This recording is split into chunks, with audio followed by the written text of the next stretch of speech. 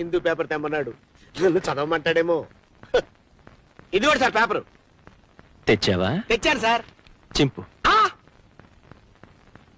నువ్వు సరిగ్గానే విన్నావు. చింపు సార్. చింపు. అలాగే. ఇంకా చింపు. ఇంకా చింపు. చింపు.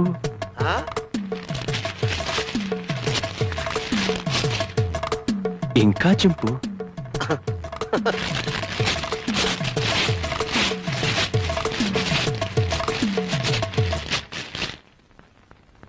ఎంతెంతగా చింపు. సార్ ప్రపంచంలో ఇంతకంటే ఇంకెవడూ చింపలేడు సార్.